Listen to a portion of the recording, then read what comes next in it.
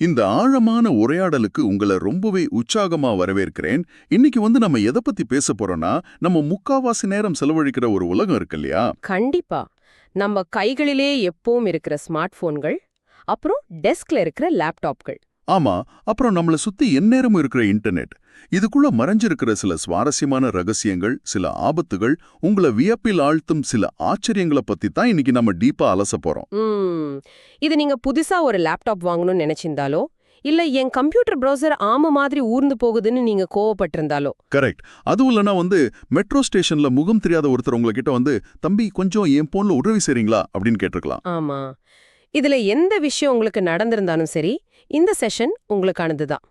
நிறைய தகவல்களை நான் தொகுத்து வச்சிருக்கேன். ஆரம்பிக்கலாமா? நிச்சயமா ஆரம்பிக்கலாம்.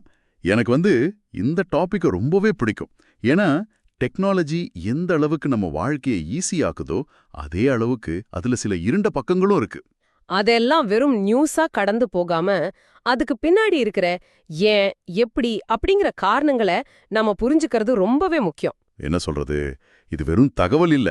இன்றைய டிஜிட்டல் உலகத்துல இது ஒரு தற்காப்பு கலைன்னே சொல்லலாம். அருமையான வார்த்தை, தற்காப்பு கலை. சரி, முதல்ல நம்ம எல்லாருக்கும் இருக்கிற ஒரு பெரிய தலைவலியிலேருந்தே ஆரம்பிப்போம். லேப்டாப்ல உட்காந்து அவசரமா ஒரு வேலை செஞ்சுட்டு இருப்போம். ஆனா கூகுள் குரோம் ப்ரௌசர் அப்படியே ஹேங் ஆகி நிற்கும். எனக்கே பல நேரம் தோணும், கூகுள் வேணும்னே நம்மள புது லேப்டாப் வாங்க வைக்க எப்படி பண்றாங்களோன்னு. கூகுள் மேல அப்படி ஒரு சந்தேகம் வர்றது சகஜம்தான். ஆனா உண்மை என்னன்னா, அவங்களே நமக்காக சில ரகசிய சோதனை கருவிகளை குரோம் பிரவுசருக்குள்ள ஒளிச்சு வச்சிருக்காங்க. ரகசிய கருவிகளா? ஆமா, இது பல பேருக்கு தெரியாது. இதுக்கு பேரு குரோம் ஃபிளாக்ஸ். நீங்க உங்க பிரவுசரோட அட்ரஸ் பார்ல போய் chrome.flags அப்படின்னு டைப் பண்ணி பாருங்க. ஒரு நிமிஷம் இருங்க, ஃபிளாக்ஸா? இது சாஃப்ட்வேர் உருவாக்குற டெவலப்பர்களுக்கான செட்டிங்ஸ் இல்லையா? சாதாரண மக்களான நாம் அதை யூஸ் பண்ணலாமா? அதுதான் இதுல இருக்கிற சுவாரஸ்யமே.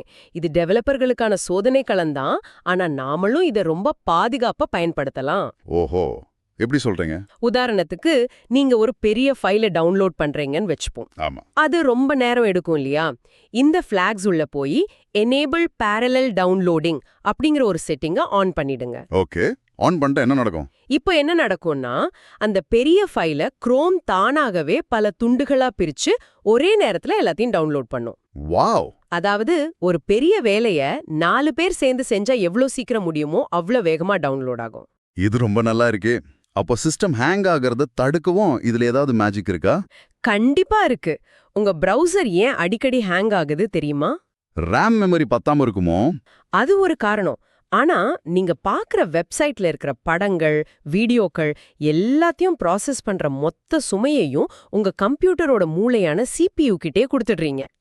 கரெக்ட். இத மாத்திரத்துக்கு எனேபிள் GPU ராஸ்டரைசேஷன் அப்படின்னு ஒரு ஆப்ஷன் இருக்கு. இது ஒரு சின்ன உதாரணத்தோட சொல்றேன். ஒரு மாஸ்டர் ஷெஃப் சமைச்சிட்டே கூடவே உட்காந்து ஒரு ஓவியமும் வரையணும்னா எப்படி இருக்கும்? அது ரொம்ப கஷ்டம். அவருக்கு அழுத்தம் அதிகமாகும். ஆமா, ஓவியம் வரையற வேலைய ஒரு ஓவியர்கிட்ட கொடுத்தா வேலை சுலபமா முடிஞ்சிடும் இல்லையா? அது போலதான் இந்த செட்டிங்கை ஆன் பண்ணதும் வெப்சைட்ல இருக்கிற கிராஃபிக்ஸ் வேலைகளை எல்லாம் உங்க கம்ப்யூட்டர்ல இருக்கிற கிராஃபிக்ஸ் கார்டு கிட்ட பிரவுசர் கொடுத்துடும். GPU கிட்ட கொடுத்துடும் இல்லையா? எக்ஸாக்ட்லி. இதனால CPU ஃப்ரீ ஆகி பிரவுசரும் செம்ம வேகமா வேலை செய்யும். ரொம்ப தெளிவான உதாரணம். நான் கேள்விப்பட்ட வரைக்கும் பழைய லேப்டாப்புகள்ல RAM குறைவா இருக்கிறதால தான் பிரவுசர் முருண்டு பிடிக்குதுன்னு சொல்லுவாங்க. அதுக்கும் இந்த ஃபிளாக்ஸ்ல தீர்வு இருக்கா? ஆமா, பழைய கம்ப்யூட்டர்களை புதுசு போல மாத்துறதுக்கு எனேபிள் ஜீரோ காப்பி அப்படிங்கிற செட்டிங் ரொம்பவே உதவி செய்யும். இது தேவையில்லாம RAM நிரம்புறத தடுத்து சிஸ்டம் ஹேங் ஆகுறத நிறுத்திடும். சூப்பர். அது மட்டும் இல்லாம, நாம ஒரு வெப்சைட் பார்த்துட்டு திடீர்னு பேக் பட்டன் அழுத்தி பழைய பக்கத்துக்கு போவோம். அப்போ அந்த பக்கம் திரும்பவும் முதல்ல இருந்து லோட் ஆகும். கடுப்பா இருக்கும் இல்லையா? ஆமா, அந்த லோடிங் டைம் ரொம்ப இரிட்டேட்டிங்கா இருக்கும். அதை தடுக்க பேக் ஃபார்வர்ட் கேஷ் அப்படிங்கிற ஆப்ஷன் இருக்கு. இத ஆன் பண்ணிட்டா நீங்க பார்த்த பக்கங்களை அது அப்படியே மெமரியில பத்திரப்படுத்தி வச்சுக்கும். ஓ, அப்போ பேக் பட்டன் அழுத்தணுமே? ஆமா, அந்த பக்கம் கண் முன்னாடி வந்து நிக்கும். இணைய வேகம் ரொம்ப மோசமா இருக்கிற இடங்கள்ல கூட சீரான வேகம் கிடைக்க எனேபிள் குவிக் அப்படிங்கிற நவீன தொழில்நுட்பமும் இதுல இருக்கு. இதெல்லாம் கேக்குறப்போ ரொம்ப ஆச்சரியமா இருக்கு. இத்தனை நாளா இது தெரியாம எவ்வளவு நேரத்தை வெளிநாக்கியிருக்கோன்னு தோணுது. ஆனா ஒரு டவுட். கேளுங்க. இந்த செட்டிங்ஸ் எல்லாம் மாத்துறதால என் கம்ப்யூட்டருக்கு ஏதாவது பாதிப்பு வருமா? பயப்படவே தேவையில்ல. ஒருவேளை இந்த சோதனை கருவிகளால உங்க பிரவுசர்ல ஏதாவது சின்ன தடுமாற்றம் வந்தாலும் நீங்க திரும்பவும் அதே குரோம் ஃபிளாக்ஸ் பக்கத்துக்கு போய் மேல இருக்கிற ரீசெட் ஆல் அப்படிங்கிற பட்டனை ஒரு கிளிக் பண்ணினா போதும். எல்லாமே பழைய நிலைமைக்கே மாறிடுமா? ஆமா, எல்லாமே நார்மல் ஆகிடும். அதனால இது 100% பாதுகாப்பானதுதான். சூப்பர். சாஃப்ட்வேர் பத்தி நிறைய பேசிட்டோம். இப்போ கொஞ்சம் ஹார்ட்வேர் பக்கம் வருவோம். இப்போ நீங்க ஒரு காலேஜ் ஸ்டூடெண்டாவோ இல்ல ஆபீஸ் வேலைக்கு புதுசா லேப்டாப் வாங்க நினைக்கிற ஒருத்தராவோ இருக்கலாம். i5, i7 அப்படின்னு ஏகப்பட்ட வார்த்தைகளை சொல்லி நம்மள குழப்பிடுவாங்க. ஆமா, இதுல சரியான லேப்டாப்பை எப்படி தேர்ந்தெடுக்கிறது? நான் சொல்றது சரியான பாருங்க. சும்மா அசைன்மெண்ட் டைப் பண்ண, யூடியூப் பார்க்க i3 அல்லது Ryzen 3 ப்ராசஸர் போதும். ஆனா கோடிங் பண்றதுக்கு நிறைய விண்டோஸ் ஓபன் பண்ணி வேலை செய்ய i5 அல்லது Ryzen 5 தேவைப்படும். ரொம்ப தீவிரமா கேம் விளையாடவோ வீடியோ எடிட்டிங் பண்ணவோ i7 அல்லது Ryzen 7 தான் பெஸ்ட். இது சரியா? நீங்க சொன்னது 100க்கு 100 சரி. ஆனா லேப்டாப் வாங்கும்போது ப்ராசஸரை விட நாம ரொம்ப கவனிக்க வேண்டிய இன்னொரு விஷயம் இருக்கு. என்ன அது? அதுதான் ரேம் மற்றும் ஸ்டோரேஜ். பல கடைகள்ல விலை குறைவா இருக்குன்னு 8 GB ரேம் இருக்கிற லேப்டாப்பை வித்துடுவாங்க. ஆனா இன்றைய காலகட்டத்துல குறைஞ்சது 16 GB ரேம் வாங்குறது தான் ரொம்பவே புத்திசாலித்தனம். இருங்க 16 GB ரேம் லேப்டாப் விலை ரொம்ப அதிகமாச்சு. ஒரு சாதாரண ஸ்டூடெண்ட்டுக்கு இது வீண் செலவு இல்லையா? மேலோட்டமா பார்த்தா அது அதிக செலவு மாதிரி தான் தோணும். ஆனா இத கொஞ்சம் நீண்ட கால அடிப்படையில யோசிச்சு பாருங்க. ஓகே. இன்னைக்கு 8 GB லேப்டாப் வாங்குற ஒருத்தர் அடுத்த 2 வருஷத்துல அது ஸ்லோ ஆயிடுச்சுன்னு சொல்லி புது லேப்டாப் தேடி போவாரு. ஆமா, அது நடக்கும். ஆனா கொஞ்சம் காசு அதிகமா போட்டு 16 GB ரேம் அப்புறம் பழைய ஹார்ட் டிஸ்க்கு பதிலா 512 GB SSD ஸ்டோரேஜ் இருக்கிற லேப்டாப்பை வாங்கிட்டா அடுத்த 6 வருஷத்துக்கு அந்த லேப்டாப் புதுசு மாதிரியே உழைக்கும். ஓ, இதுக்கு பேரு தான் ஃபியூச்சர் ப்ரூஃபிங் இல்லையா? கரெக்ட். அது போக காலேஜ் கொண்டு போறதுக்கு வசதியா எடை 1.6 கிலோ இருக்கும் குறைவா இருக்கணும். பேட்டரி 6லேருந்து 8 மணி நேரம் நிக்கணும். அது ரொம்ப முக்கியம். முக்கியமா தண்ணியோ காஃபியோ கொட்டினா லேப்டாப் வீணாகாம இருக்க ஸ்பில் ரெசிஸ்டன்ட் கீபோர்டு இருக்கான்னு பார்த்து வாங்குறது ரொம்ப அவசியம். ரொம்ப தெளிவான வழிகாட்டுதல். காசு கொடுத்து ஒரு பொருளை வாங்குறப்போ அதை எப்படி பாதுகாக்கிறோம் அப்படிங்கிறது முக்கியம் தானே. இப்ப நம்ம ஸ்மார்ட் போனே எடுத்துக்குவோம். சொல்லுங்க. ஆயிரக்கணக்கில் காசு கொடுத்து போன் வாங்குறோம். ஆனா அதோட ஸ்கிரீனை பாதுகாக்க எந்த கார்டு போடுறதுன்னு பல பேருக்கு தெரியறதில்ல. கடையில போனா ஏகப்பட்ட ஆப்ஷன் கொடுக்கறாங்க. இதோட வித்தியாசங்கள் என்ன? இது ரொம்ப முக்கியமான கேள்வி. ஏன்னா இது வெறும் ஸ்கிரீன் கார்டு சம்பந்தப்பட்ட விஷயம் இல்ல, நம்மளோட டிஜிட்டல் சாதனங்களை எவ்வளவு பொறுப்பா கையாள்றோம் அப்படிங்கிற விஷயம். சந்தையில 3 முக்கியமான ஸ்கிரீன் ப்ரொடெக்டர்கள் இருக்கு. என்னென்ன அது? முதலாவது டெம்பர்ட் கிளாஸ். சாதாரண கண்ணாடிய அதிக வெப்பப்படுத்தி ரொம்ப உறுதியா மாத்துவாங்க. இதோட ஸ்பெஷாலிட்டி என்னன்னா, உங்க போன் கை தவறி கீழே விழுந்தா போன் ஸ்கிரீன் உடையாம இது தடுத்து தான் மட்டும் சுக்குநூறா உடைஞ்சிடும். அதாவது உங்க போனுக்காக இது ஒரு தியாகி மாதிரி செயல்படும். தியாகி, நல்ல ஊமை. அப்ப இந்த வளைவான ஸ்கிரீன் இருக்கிற போன்களுக்கு என்ன பண்றது? டெம்பர்ட் கிளாஸ் அதுல சரியா ஒட்டாதே. அதுக்கு தான் ஹைட்ரோஜெல் ப்ரொடெக்டர் அப்படின்னு ஒன்னு இருக்கு. இது கண்ணாடி இல்ல, ஒரு மென்மையான பாலிமர் படலம். போனோட வளைவுகள்ல இது கச்சிதமா பொருந்தும். ஓகே.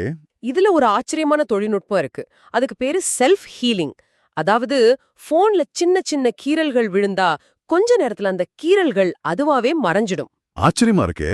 ஆமா, அந்த மெட்டீரியல் தன்னைத்தானே சரி செய்து கொள்ளும் தன்மை கொண்டது. இது போக 3வதா ரோட்டு கடைகள்ல 50 ரூபாய்க்கு விக்கிற சாதாரண பிளாஸ்டிக் ஸ்கிரீன் கார்டு இருக்கு. அது போட்டா ஒன்னும் யூஸ் இல்ல தானே? ஆமா, அது வெறும் தூசி சின்ன கீறல்களை மட்டும்தான் தடுக்குமே தவிர போன் கீழே விழுந்தா கண்டிப்பா காப்பாத்தாது. அதனால கொஞ்சம் காசு பார்த்தாலும் தரமான கார்டு போடுறது நாளைக்கு போன் உடைஞ்சு பெரிய வேஸ்ட் ஆகிறத தடுக்கும். ரொம்ப சரியா சொன்னீங்க. பணத்தை மிச்சப்படுத்துறத பத்தி பேசும்போதே நம்மளோட பண பரிவர்த்தனைகள்ல வந்திருக்கு ஒரு மிகப்பெரிய மாற்றத்தை பத்தி சொல்லி ஆகணும். ஆமா, டிஜிட்டல் பேமெண்ட்ஸ். இன்னைக்கு டீ கடையில டீ குடிக்கிறதுல இருந்து மால்ல ஷாப்பிங் பண்ற வரைக்கும் நம்ம எல்லாருமே UPI ஆப்ஸ்களை தான் நம்பியிருக்கோம். ஆனா கூட்டத்துல நின்று UPI பின் நம்பரை டைப் பண்றது எனக்கு ரொம்பவே பயமா இருக்கும். யாராவது பின்னாடி நின்னு பாத்துருவாங்களோன்னு தோணும் இல்லையா? ஆமா, இது உங்களுக்கும் நடந்திருக்கும். இந்த பிரச்சனைக்கு போன்பே ஒரு சூப்பர் தீர்வு கொண்டு வந்திருக்காங்க. இனிமே 5000 ரூபாய் வரையிலான பரிவர்த்தனைகளுக்கு நம்ம பின் நம்பர் போடவே தேவையில்லையா? ஆமாம், இது பேமெண்ட் துறையில ஒரு மிகப்பெரிய நகர்வு. நீங்க சொன்ன அந்த பயம் இருக்கு இல்லையா, பின்னாடி நின்னு நம்ம பாஸ்வேர்ட் போடுறத திருட்டுத்தனமா பாக்குறது. இத சைபர் பாதுகாப்பு மொழியில ஷோல்டர் சர்ஃபிங் அப்படின்னு சொல்லுவாங்க. இத தடுக்க தான் ஃபோன்பே இந்த பயோமெட்ரிக் முறைய கொண்டு வந்திருக்காங்க. ஓ, பயோமெட்ரிக்னா? இனிமே உங்க ஸ்மார்ட் போன்ல இருக்கிற கைரேகை சென்சார் மூலமாவோ அல்லது உங்க முகத்தை ஸ்கேன் செய்யற ஃபேஸ் ஐடி மூலமாவோ நீங்க பணம் கட்டலாம். ஆனா இது பாதுகாப்பானதா? வெறும் முகத்தை காட்டினா பணம் போயிடுமே.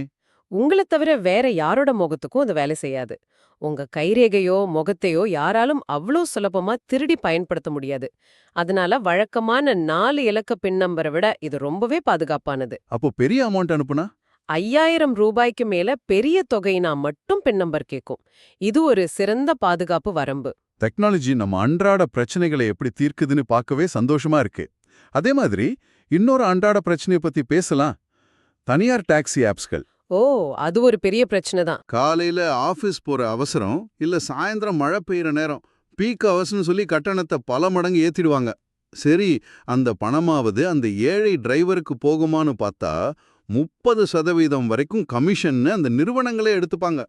ஆமா, அது ரொம்ப கஷ்டமான விஷயம். இதுக்கு ஒரு நிரந்தர தீர்வா மத்திய அரசு பாரத் டாக்ஸி அப்படின்னு ஒரு ஆப்பை கொண்டு வந்திருக்காங்க. இதுல ஓட்டுநர்கள்ட்ட இருந்து ₹1 கூட கமிஷன் வாங்கறதில்ல. நிஜமாவா? ஆமா, முழு காசும் அந்த டிரைவருக்கே போயிடும். டெல்லி, குஜராத்ல ஹிட் ஆன அந்த ஆப் இப்ப நம்ம தமிழ்நாட்டுக்கும் வரப்போகுது. இது சாதாரண விஷயம் இல்ல.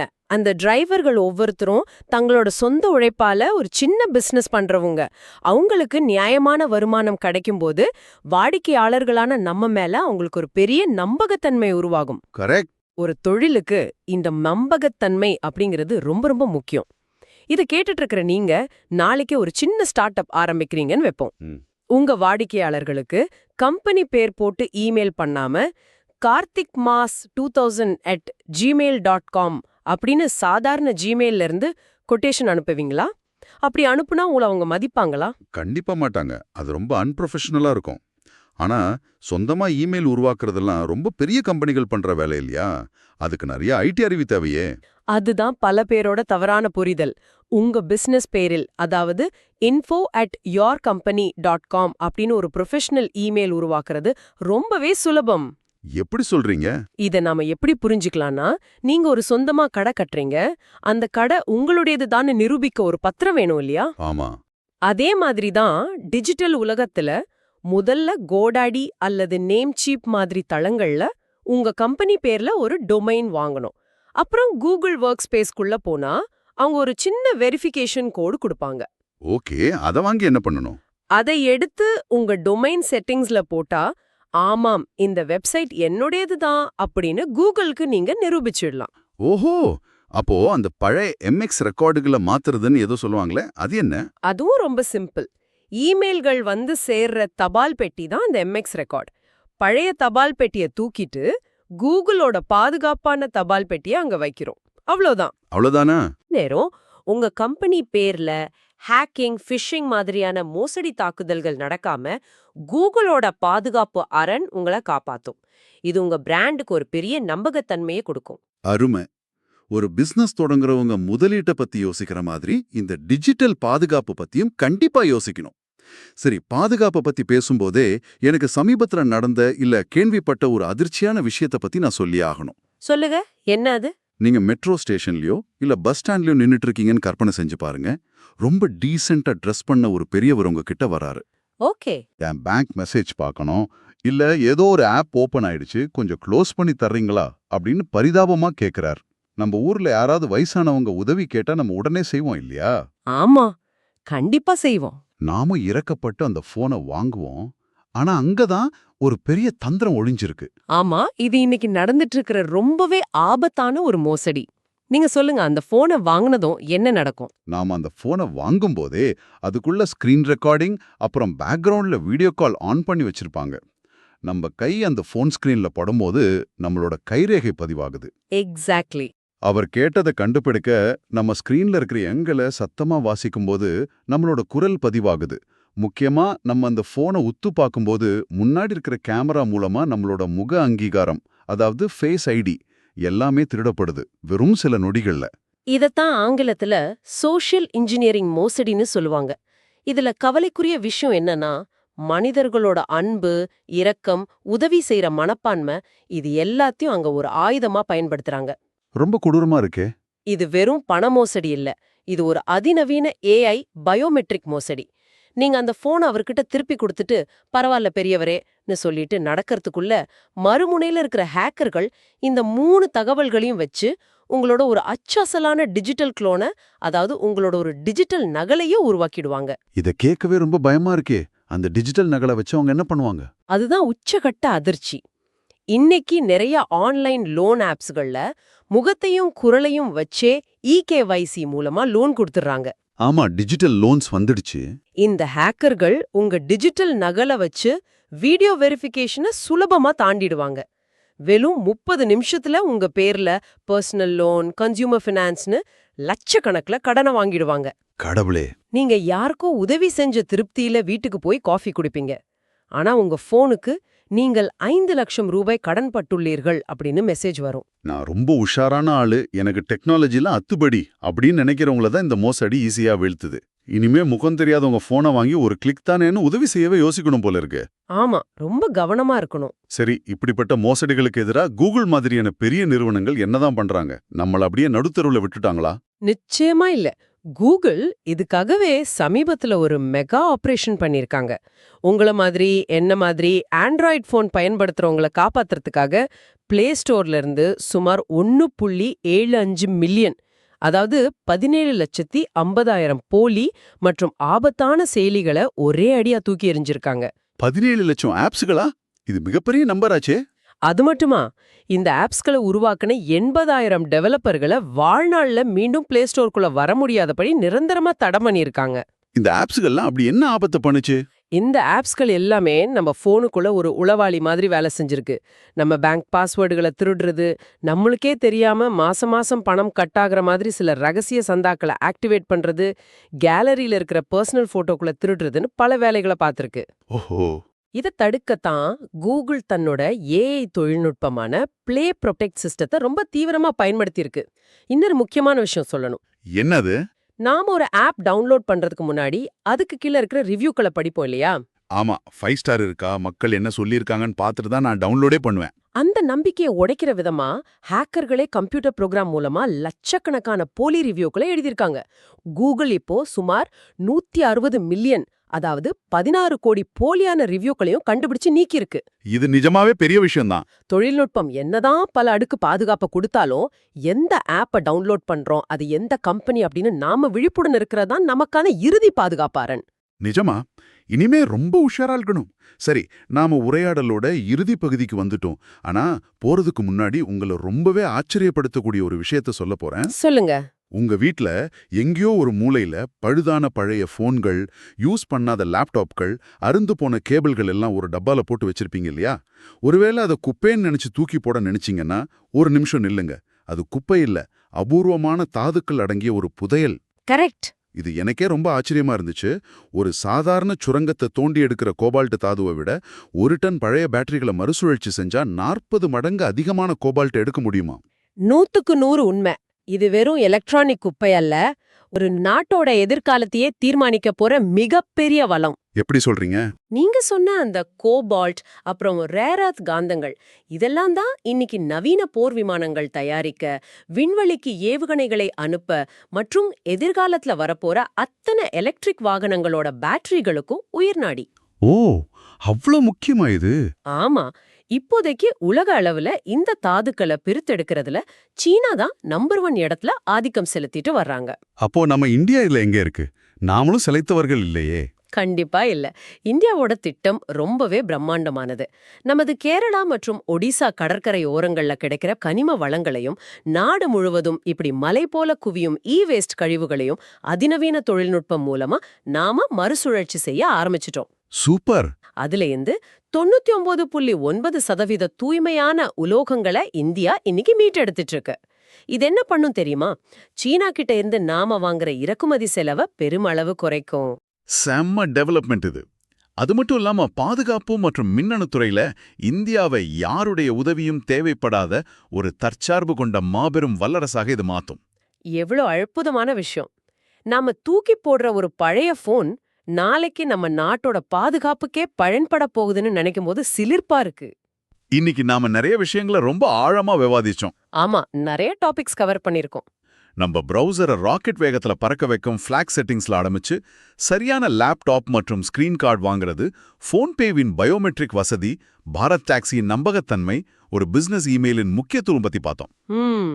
அதே நேரம் உதவி செய்ய போய் மாட்டிக்கிற கொடூரமான ஏஐ மோசடி, அதை தடுக்க கூகுள் எடுத்த அதிரடி நடவடிக்கைகள், அப்புறம் கடைசியா நம்ம வீட்டு இ-வேஸ்ட்ல ஒளிஞ்சிருக்கிற வல்லரசு கனவு வரைக்கும் ஒரு பெரிய பயணமே போயிருக்கும். ஆமா, இன்னைக்கு நாம பேசின விஷயங்கள் எல்லாமே நம்ம அன்றாட வாழ்க்கையோட பின்னி பிணைந்தது. ஆனா இதையெல்லாம் கேட்டு முடிச்ச பிறகு இதை கொஞ்சம் ஆழமா யோசிச்சு பாருங்க. என்னது? நாம நம்மளோட போன் ஸ்கிரீன்கள்ல ஒரு சின்ன கீறல் கூட விழுந்துடக்கூடாதுன்னு பார்த்து பார்த்து ஹைட்ரோஜெல் போடுறோம். நம்ம பேங்க் அக்கவுண்டுகளை பாதுகாக்க ரொம்ப சிக்கலான புது புது பாஸ்வேர்டுகளை உருவாக்குறோம். ஆமா, ரொம்ப கேர்ஃபுல்லா தான் இருக்கும். ஆனா இவ்வளவு பாதுகாப்பிற்கும் மத்தியில ஒரு பஸ் ஸ்டாண்ட்ல வெறும் இறக்கப்பட்டு முகம் தெரியாத ஒருத்தருக்கு செய்யற சின்ன உதவியால நம்மள அறியாமலேயே நம்மளோட முகம், குரல், கைரேகை எல்லாத்தையும் தாரை வார்த்து நமக்கான ஒரு டிஜிட்டல் நகலை ஹேக்கர்கள் உருவாக்க நாமளே வழிவகுக்கிறோம். இது நிஜமாவே அதிர்ச்சியான முரண்பாடு தான். இது ஒரு புறம் அமைதியா நடந்துட்டு இருக்கு, மறுபுறம் இது இனிமே பயன்படாதுன்னு நாம தூக்கி எறிகிற பழைய போன்களுக்குள்ள ஒரு நாட்டோட ஒட்டுமொத்த பாதுகாப்பையே, ராணுவ கட்டமைப்பையே மாத்தக்கூடிய அபூர்வமான உலோகங்கள் தூங்கிக்கிட்டு இருக்கு. ஆக நாம தினமும் உருவாக்குற இந்த டிஜிட்டல் தடயங்கள் மற்றும் நாம சாதாரணமாக தூக்கி எறியும் இந்த மின்னணு கழிவுகள், இவை உண்மையில யாருக்கு சொந்தம்? இவை நாளைக்கு நம்ம வாழ்க்கையை பாதுகாக்குமா அல்லது ஒரு கட்டத்துல நமக்கே எதிரா திரும்புமா? ரொம்ப ரொம்ப ஆழமான, அதே சமயம் கொஞ்சம் பயமுறுத்துற ஒரு கேள்வி இது. தொழில்நுட்பம் வளர வளர நாம இன்னும் எவ்வளவு விழிப்போட இருக்கணும்னு இது உணர்த்துது. கண்டிப்பா. இதற்கான விடைய நாமே தான் நம்ம செயல்பாடுகள் மூலமா தேடணும். இந்த ஒரு மிகப்பெரிய சிந்தனையோட இன்றைய இந்த ஆழமான உரையாடலை நாம நிறைவு செய்வோம். இதை கேட்டுட்டு இருக்கிற உங்களுக்கும் நிறைய புதிய விஷயங்கள் கிடைச்சிருக்கும்னு நம்புறோம். மீண்டும் ஒரு சுவாரஸ்யமான தேடலோட சந்திப்போம். அதுவரை விழிப்புடன் இருப்போம்.